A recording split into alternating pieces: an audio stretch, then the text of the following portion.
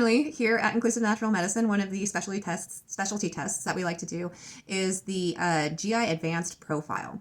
So this gives us a really good idea of what's going on in the gut. This tells us different things like how many enzymes are present, or it runs a steatocrit, how much fat is present in the stool, which gives us an idea of how well the pancreas or gallbladder might be working. It also tells us different things like secretory IgG, which is the antibody that's present in the mucous membrane that lines the intestines. It also looks at your microorganisms. Not just looking for bad ones, it also looks at your good ones. So it's important to have a good balance of your good bacteria, your commensal bacteria. We don't want too many of some, even though they're good for us. Too many of what's good, too much of a good thing, there we go, can be a problem. And so we want to look at our normal, healthy, good bacteria and their populations, as well as look for things that shouldn't be there. We don't want to see lots of strep in our gut. We don't want to see lots of staph in our gut. And so we want to make sure that there's nothing there that shouldn't be.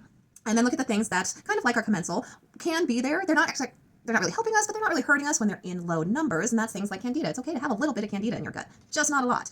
It also then looks at things like H. pylori. Is H. pylori present? It looks for those antigens to make sure that there's nothing going on further up in the large intestine, like in the stomach or small intestine. So it's a really, really good test, and why we like it so much is it does test for all these things. If there is a bacteria in there, a pathogen, something that is there that shouldn't be there, then they run what is called a culture sensitivity. They isolate out those bacteria that shouldn't be there. They grow lots and lots and lots of them so they can play with them in the lab.